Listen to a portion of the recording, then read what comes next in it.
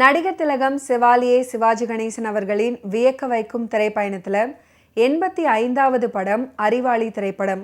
அறிவாளி திரைப்படம் 1963ஆம் ஆண்டு மார்ச் 1ஆம் தேதி வெளியானது. திரு A.T. கிருஷ்ணசாமி அவர்களின் இயக்கத்தில் வெளிவந்த இந்த திரைப்படத்துடைய வசனகர்த்தா திரு G. வெங்கட்ராமன் அவர்கள். சிவாஜி கணேசன், P. பானுமதி ஆகியோர் முக்கிய கதாபாத்திரத்தில் நடிச்சிருந்தாங்க. இவர்களுடன் T.S. Balaiah, K.A. Thangavelu, K. Sarangapani, T.R. Ramachandran, S.V. Ramadoss, M. Saroja, T.P. Muthulakshmi, Gemini Chandra, எண்ணத்த Kannaiya ஆகியோரும் நடிச்சிருந்தாங்க. சாய் சுப்புலட்சுமி இந்த படத்தில் நடனமாடியிருப்பாங்க. வாஹினி, பரணி, மெஜஸ்டிக், ரேவதி ஆகிய ஸ்டூடியோக்களில் அறிவாளி திரைப்படம் படமாக்கப்பட்டது. திரு S.V. வெங்கட்ராமன் அவர்கள் படத்துக்கு இசையமைச்சிருந்தார். பாடல் வரிகளை பாபநாசம் சிவன், ஆ. மருதகாசி ஆகியோர் எழுதியிருந்தாங்க. பின்னணி பாடியவர்கள் T.M. சவுந்தரராஜன், S.V. வெங்கட்ராமன், ராதா ஜெயலட்சுமி, லீலா, ஜமுனா ராணி, K. ராணி ஆகியோர். அறிவாளி திரைப்படத்தில் சிவாஜி கணேசன் அவர்கள் ஒரு அறிவுள்ள இளைஞனாக கிராம மக்களின் நலனுக்காக போராடுபவராக நடிச்சிருப்பாரு.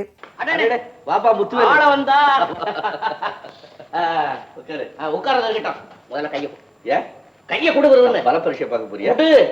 வெற்றி வாழ்த்து உட்கார். எங்க புறப்பட்ட? இல்ல, ஒரு வாரமாச்சு வெளியூர் போய் காலையில தான் வந்தேன்.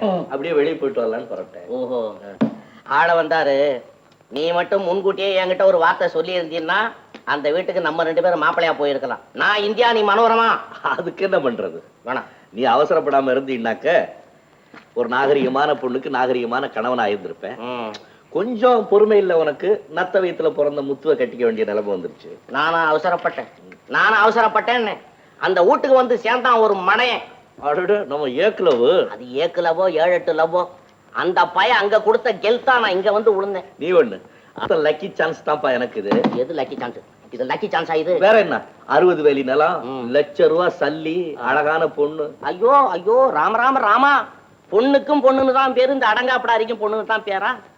அதெல்லாம் கவலைப்படாத, நிமித்தி கட்டிவிடுவேன். அது செய்வாப்பா, நிச்சயமா செய்வேன். அந்த நம்பிக்கையில தான் என்ன கேட்கறவனுக்கெல்லாம் நான் பதில் சொல்லிட்டு வரேன். இந்த ஊர்ல 7-8 கட்சியா இருந்தத நீ ஏக கட்சி ஆக்கறவன் இல்ல. மலையை முழுங்குற மகாதேவனுக்கு இந்த வீடு எம்மாத்திரம் அப்பளமா நொறுக்குன்னு நொறுக்கி தள்ளிட மாட்டேன். ஆனா இந்த கல்யாண விஷயத்துல எங்க அப்பா முன்னே இருந்து செய்திருக்கிறாரு, அதுதான் பெரிய ஆச்சரியம். உங்க அப்பா தானே? அப்பப்ப பல காரியங்கள் நமக்காக செய்யறாரு. அப்படியா? யாரு? உங்க அப்பா தானே?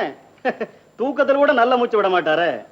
அவர் வேற ஒரு திட்டம் போட்டு காரியம்லாம் நடத்த ஆரம்பிச்சாரு. சரி, பலன் எதிர்பாராத விதமா முடிஞ்சு போச்சு. நாட்டு வக்கீல் இல்ல, நிலைமை அப்படி திறமையா சமாளிச்சுக்கிட்டாரு. அதானே பார்த்தேன். என்னடா எங்க அப்பா வயறு பூரா பொய்யாச்சுத, அதுல எப்படி மெய் மிதக்குதுன்னு நினைச்சேன். ஆனா இவர் ஊர்க்குருவி, சகல விஷயம் தெரியும். கொஞ்சம் விவரமா சொல்லுங்க. ஆமா, நம்ம இன்ஃபர்மேஷன் எல்லாம் மணிமணியா இருக்கும். சொல்லுங்க. அவரு சிங்கத்தை கூட்டிட்டு மெட்ராஸுக்கு போய் இந்த 60 வேலி நிலம், அந்த மனோரமா கல்யாண விஷயம், இதெல்லாம் ஒரு மாதிரியா பிளான் போட்டார் அவர் இஷ்டப்படி. ஆனா அதுக்கு முன்னாடியே வழக்கம் போல தலைவருக்கே சக்சஸா எல்லாம் ஏற்பாடு ஆகி போச்சு. இப்ப எல்லாம் தானே முன்னிருந்து இந்த கல்யாணத்தை நடத்தினதாக ஊர் பூரா பிரச்சாரம் பண்ணிக்கிட்டு வராரு. பிரச்சாரம் வேற பண்றாரா? பிரச்சாரம். அது சரி, கொஞ்சம் காசு சாப்பிடுறியா? உனக்கு சம்சாரம் வீட்டுக்கு வந்து சேரட்டும், அப்புறம் நான் காபி சாப்பிடுறேன். இப்ப சாப்பிட மாட்டேன். இப்ப நான் காபி சாப்பிடுறேன்னு சொன்னா நீயே போட்டு சாப்பிட்டுவாம்பே. அப்படியே எனக்கு ஒரு கப்பு கொண்டாம்பே. என் உடம்புல தெம்புல நான் வரேன். சமந்தா, நான் சொன்ன காரியம் எல்லாம் என்னாச்சு? நெசவால விஷயம் தானுங்களே, எல்லாம் ரெடியா இருக்குது. பணம் தான் தேவையா? சரி, கொடுக்குறேன். உட்காரு, நான் வாசசாலை வரைக்கும் போயிட்டு வந்தேன். அறிவாளி திரைப்படத்துடைய கதை என்னன்னா, ஒரு படித்த இளைஞன் ஒரு பெண்ணின் மீது காதல் கொண்டு அவளை மணமுடிக்க நினைக்கும் போது அந்த பெண்ணின் நிலத்தை ஒரு தீயவர் தொழிற்சாலை கட்டுவதற்காக ஆசைப்படுவது பற்றியது. இந்த திரைப்படத்தில் சிவாஜி கணேசன் அவர்களுடைய நடிப்பு பாராட்டப்பட்டது. மேலும் அறிவாளி திரைப்படம் ஒரு சமூக படமாகவும் ஒரு காதல் படமாகவும் பார்க்கப்பட்டது. புகழ்பெற்ற ஆங்கில நாடக ஆசிரியர் வில்லியம் ஷேக்ஸ்பியர் போல இன்னொருவர் இந்திய சினிமாவுக்கு இத்தனை விதமான கதை கொடைகளை வழங்கியிருப்பாரா அப்படின்றது சந்தேகம்தான். நம் சினிமாக்காரர்களுக்கு அள்ள குறையாத அக்ஷய பாத்திரம்தான் ஷேக்ஸ்பியர்.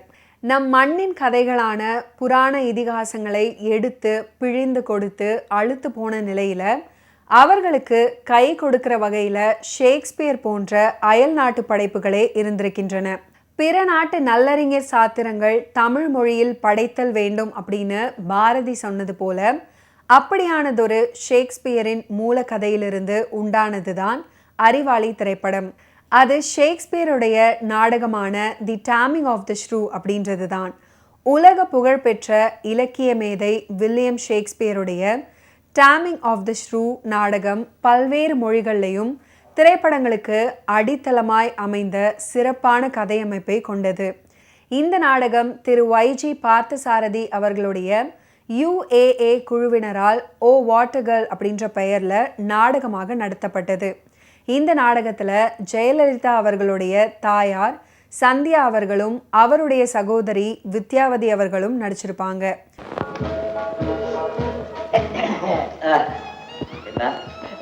அளவந்தார், ஆமா நீ எந்த உலகத்துல, எந்த கண்டத்துல, எந்த பாகத்துல, எந்த நாட்டுல, எந்த ரூட்ல, எந்த வீட்ல, என்ன ஸ்டேட்ல எப்படி இருக்கு விவரமா சொல்லு.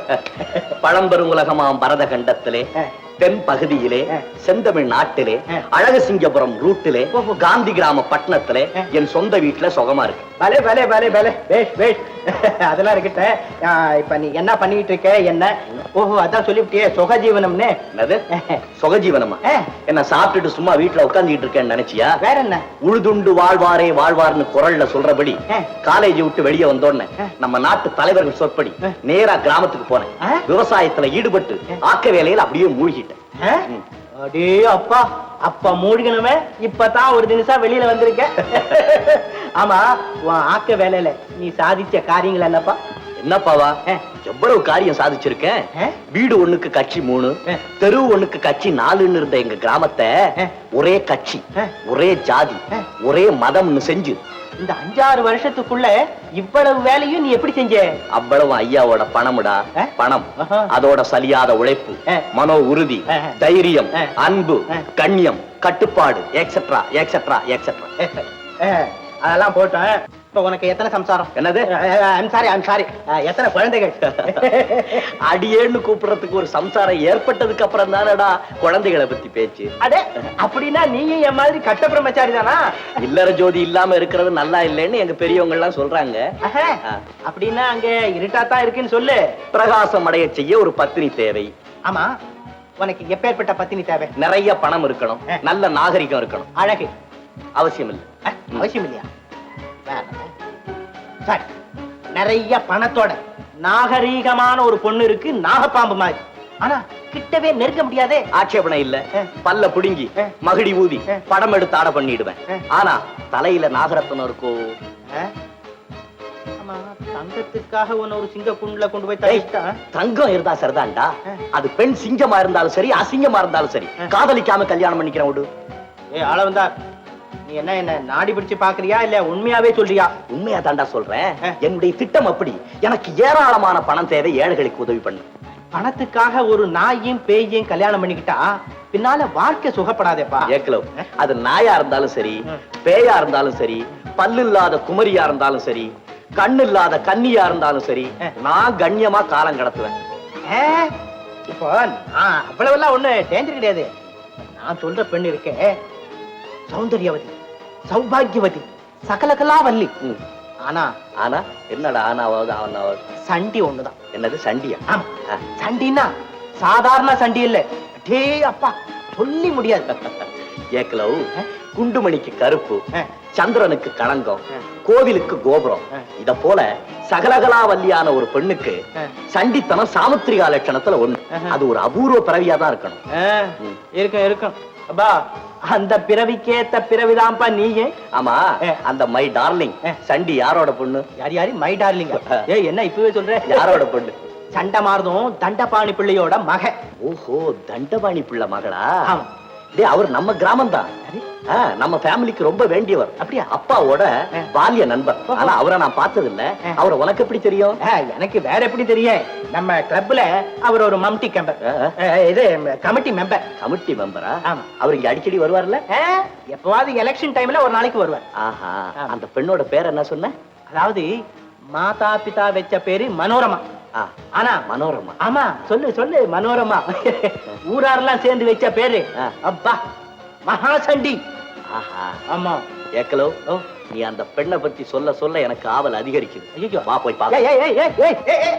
அறிவாளி திரைப்படத்துக்கு SV வெங்கட்ராமன் அவர்கள் இசையமைச்சிருப்பாரு. படத்துல மொத்தம் 7 பாடல்கள். மருதகாசி அவர்கள் 6 பாடல்களையும் பாபநாசம் சிவன் 1 பாடலையும் எழுதியிருந்தாரு. 1963ஆம் ஆண்டு நடிகர் திலகம் P. பானுமதி நடிப்புல வெளிவந்த அறிவாளி திரைப்படத்தில் இடம் பிடித்த ஆடுற மாட்டை ஆடி கறக்கணும், பாடுற மாட்டை பாடி கறக்கணும், இந்த பாடலை TM சௌந்தரராஜன் அவர்கள் அற்புதமாக பாடியிருப்பாரு. பாடலாசிரியர் மருதகாசி அவர்கள். இசையமைப்பு SV வெங்கட்ராமன். ஆடுற மாட்ட ஆடி கறக்கணும், பாடுற மாட்ட பாடி கறக்கணும், ஆடுற மாட்ட ஆடி கறக்கணும், பாடுற மாட்ட பாடி கறக்கணும். அறிவும் திறமையும் வேணும், எதுக்கும் அறிவும் திறமையும் வேணும், அறிவும் திறமையும் வேணும், எதுக்கும் அறிவும் திறமையும் வேணும். ஆடுற மாட்ட ஆடி கறக்கணும், பாடுற மாட்ட பாடி கறக்கணும்.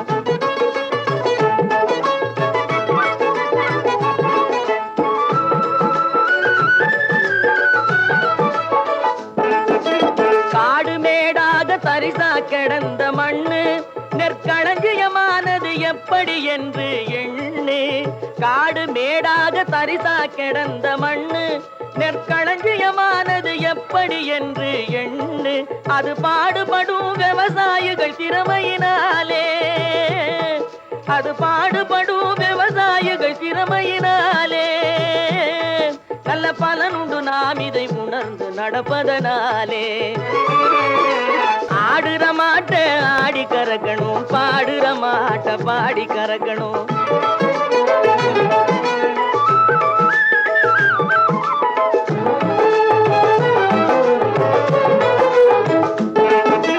மண்ணையும் பொன்னையும் போன்றவளே தான் பெண்ணும், அவள் மனதை அறிந்தாலே வசப்படுத்தலாம் ஆணும்.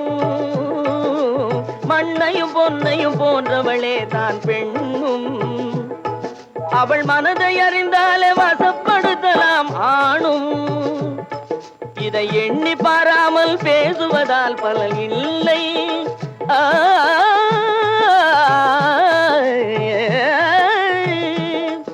இதை எண்ணி பாராமல் பேசுவதால் பலன் இல்லை.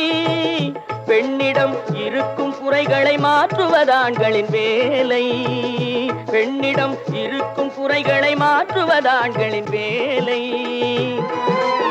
ஆடுற மாட்ட ஆடி கறக்கணும், பாடுற மாட்ட பாடி கறக்கணும். அறிவும் திறமையும் வேணும், எதுக்கும் அறிவும் திறமையும் வேணும். ஆடுற மாட்ட ஆடி கறக்கணும், பாடுற மாட்ட பாடி கறக்கணும். ஷேக்ஸ்பியருடைய ஆங்கில நாடகத்தை திரு ATK என்கிற AT கிருஷ்ணசாமி அவர்கள் தமிழுக்கு ஏற்றவாறு நாடகமாக்கம் அமைச்சிருந்தாரு. இதற்கு கிடைத்த நல்ல வரவேற்பு இதனை திரைப்படமாக்கும் எண்ணத்தை அவருக்குள் தூண்டியது. சபாபதி, தூக்கு தூக்கி முதலிய படங்கள்ல பங்கு பெற்ற AT கிருஷ்ணசாமி எழுதி தயாரித்த வெற்றி படம் தான் அறிவாளி. கைபிடித்து கடிமணம் புரிய ஒருவர் வந்திருக்கிறார். யார் அது? அடக்கி ஆள வந்தார் ஆண்டார் மகன் அழகு சிங்கபுரம். அவர் எங்கே இருக்கிறார்? தம்பி நீங்களா? வாங்க வாங்க வாங்க வாங்க, உட்காருங்க உட்காருங்க. எத்தனை நாளாச்சு? எத்தனை நாளாச்சா? சரியா போச்சு. எத்தனை வருஷம் ஆச்சுன்னு கேளுங்க மாமா. நானு இங்க ஒரு விவகார விஷயமா வந்தேன். வந்த இடத்துல விவாக விஷயமா ஒரு இன்ஃபர்மேஷன் கிடைச்சு. நம்ம டான்ஸ் மாஸ்டர், என் ஃப்ரெண்டு, நம்ம மாஸ்டர், என் ஃப்ரெண்டு. சரி, என் ஃப்ரெண்டு ஏக்களவு எல்லாம் விவரமா சொன்னான். எல்லா கண்டிஷன்ஸுக்கும் நான் தயார். ஆனா இந்த அன்பளிப்பு காணிக்க இந்த விஷயம் மாத்திரம் கொஞ்சம் விவரமா சொல்லுங்க. 60 வேலி நிலம். 60 வேலி நிலம், 60 ஏழை குடும்பங்களுக்கு நிவாரணம். உங்களுக்கு கொடுத்தா நீங்க கடை தேங்காய் எடுத்து வழி பிள்ளையாருக்கு உடைக்கிறீங்க. எனக்குன்னா என்ன, ஏழைகளுக்குன்னா என்ன மாமா? சும்மா சொல்லுங்க. ரொக்கம் 1 லட்சம் ரூபாய். 1 லட்சம் ரூபாய், 100 கைத்தறிக்கு மூலதனம். அப்புறம் அவ சம்மதத்தை பெறணும். என் மதிப்பிற்குரிய எதிர்கால மாமனாருக்கு எனது அன்பு கனிந்த வணக்கங்கள். சந்தேகமே வேண்டாம், சம்மதம் பெற்று விடுவேன். தம்பி, கல்மழை பொழியும் சொல்மழை பொழியும், காத்துக்கொள்ள கவச்சம் தேவை. ஆடும் பெருங்காற்று உங்கள் அபூர்வ மகள், அசையா மலை உங்கள் அபூர்வ மருமகன். என்ன மாமா நீங்க? ஒரு அழகான பெண்ணு ஏதோ ஆத்திரத்திலயோ ஆக்ரோஷத்திலயோ அர்த்தம் இல்லாம ஆர்ப்பாட்டம் செஞ்சா அதுக்காக அசந்து போறது ஆண்மை. அதை ரசிக்கணும். அனுபவிக்கணும், ஆனந்தமா ஏத்துக்கணும், அப்புறம் ஏட்ட திருப்பணும். அந்த ரகத்தை சேர்ந்தவன் தான் இந்த ஆளவன் தான். சபாபதி, தூக்கு தூக்கி முதலிய படங்கள்ல பங்கு பெற்ற ஏடி கிருஷ்ணசாமி எழுதி தயாரித்த வெற்றி படம் தான் அறிவாளி. இவர் ஆங்கில இலக்கிய சினிமா அறிவு நிரம்பிய நகைச்சுவை உணர்வுள்ளவர். மெல்லிய நகைச்சுவை கொண்ட பொழுதுபோக்கு படங்கள்ல வல்லவர். ஏடிகே அப்படின்னு அழைக்கப்பட்ட ஏடி கிருஷ்ணசாமி ஒரு முன்னணி திரை கதாசிரியர், இயக்குனர், தயாரிப்பாளரும் ஆவார். அவர் ஷேக்ஸ்பியருடைய இந்த கதையை முதலில் ஓ என்ன ஒரு பெண் அப்படின்ற பெயரில் நாடகமாக்கத்தான் திட்டம் போட்டார். இந்த நாடகத்தில் வித்யா மற்றும் சந்தியா ஆகியோர் முக்கிய கதாபாத்திரங்களில் நடிச்சிருப்பாங்க. சந்தியா வேறு யாரும் கிடையாது, நம்முடைய முன்னாள் முதல்வர் ஜெயலலிதா அவர்களுடைய அம்மாதான். கல்லூரியில் படிக்கும்போதே ஏடிகே அந்நாளில் பிரபலமான பம்மல் சம்பந்த முதலியாரின் சுகுண விலாச சபையோடு தொடர்பில் இருந்தார். சபா நாடகங்களையும் அவர் நடிச்சிருக்கிறாரு. 1930களில் அவர் ஏவி மெய்யப்ப செட்டியாரிடம் உதவி இயக்குனராக சேர்ந்தார். ஏவிஎம்முடைய துவக்க கால தயாரிப்பான ரத்னாவளி படத்தில் ஏடிகே உதவி இயக்குனராக பணிபுரிஞ்சார்.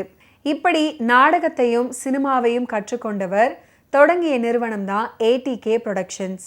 அதனுடைய முதல் தயாரிப்பு தான் இந்த அறிவாளி திரைப்படம். அதில் நடிகர் திலகம் சிவாஜி கணேசன், பி பானுமதி உள்ளிட்டோர் நடிச்சிருக்கிறாங்க. ஆனால் எடுத்த எடுப்புலேயே இந்த படத்தில் சிவாஜி அவர்களை நடிக்க வைக்கவில்லை. முதல்ல எம்ஜிஆர் தான் நடிச்சிருக்கிறாரு.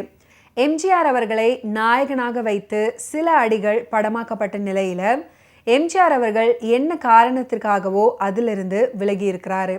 அதுக்கப்புறம் தான் நாடக உலகில் சிரமமான காலங்களில் தன்னுடன் உடனிருந்த சிவாஜி கணேசன் அவர்களை நாயகனாக்கினாரு ஏடிகே.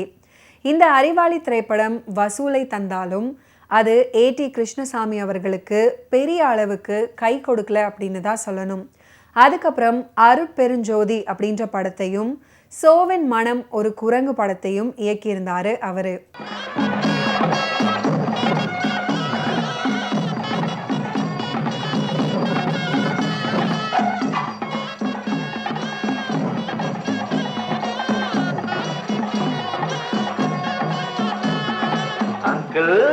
ஏப்பா என் முகத்துல மூக்க வச்சியப்பா மாப்பிள்ளை, என்ன இவரெல்லாம்? பிரைட் குரூம் அங்கிள், என்னுடைய பாட்டனாருக்கு முப்பாட்டனார் காலத்துல கல்யாண பிள்ளையினுடைய டிரஸ் எப்படி இருக்கும்னு ஆராய்ச்சி பண்ணி அதுக்குள்ள பூந்துகிட்டு வந்திருக்கிறேன். இதுக்கா இப்படி சொல்லாம கொள்ளாம ஓடி போயிட்டீங்க? அங்கிள், தீராத விலையை தீர்த்து வைப்பாள், மாறாத மனசை மாத்தி வைப்பாள். மயிலாப்பூர் முண்டக்கண்ணி அம்மன் கோயில் தரிசனத்துக்கு போயிருந்தேன். இந்த அலங்காரத்தை பார்த்து அங்க கொஞ்சம் கிரௌட் கூடிடுச்சு. அதை சமாளிச்சுட்டு இவ்வளவு லேட் ஆயிடுச்சு. எங்க பொண்ணு? பாண்டு. பாண்டும் கிடையாது, மகோதரவும் கிடையாது. என்ன சொல்ற? கொண்டா பொண்ணே. என்ன பைத்தியக்கார மாதிரி பேசாம இரு, உன் வேலையை பாரு. ஐயோ, கல்யாணம் எங்கேயாவது நின்னுட? யாரு கல்யாணம் நின்னாலும் உன் கல்யாணம் நிக்காது. நீ போய் தாலிய கட்டு. கொண்டா என் பொண்ண சொல்றேன். அக்கா, என்ன வேஷம் இது? நம்ம பாட்டினுடைய பாட்டி கல்யாண ட்ரெஸ் அடி. அந்த ட்ரெஸ்ஸுக்குள்ள புகுந்துட்டு வந்தேன். எப்படி? ஐயோ, பிரமாதம்.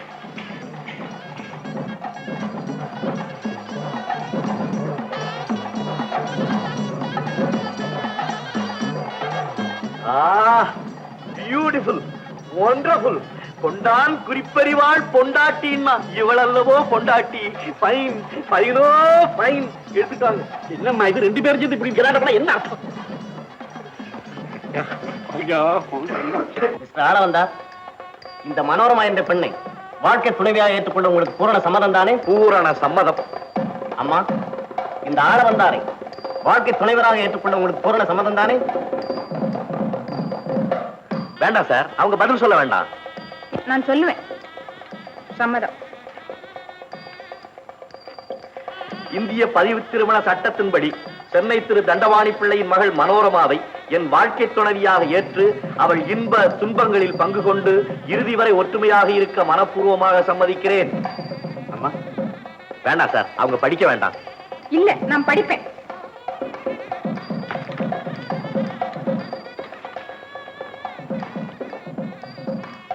சம்மதிக்கிறேன். எழுத்து போடுங்க.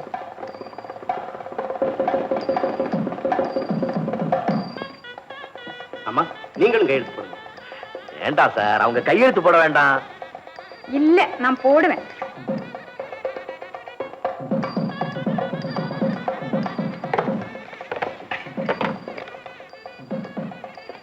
இந்திய பதிவு திருமண சட்டத்தின்படி இந்த திருமணத்தை சாட்சியின் முன்னிலையில் நடத்தி வைக்கிறேன். எல்லாம் அல்ல இறைவன் இவர்களுக்கு எல்லா நலங்களையும் அருள்வாரா. முருகா, பாண்டரகா, ரங்கா. அன்பும் அரணும் உடைத்தாயின் இல்வாழ்க்கை பண்பும் பயனும் அது. அரணெனப்பட்டதே இல்வாழ்க்கை. மனைமாட்சி இல்லாட்கண் இல்லாயின் வாழ்க்கை எனைமாட்சி தாயினும்.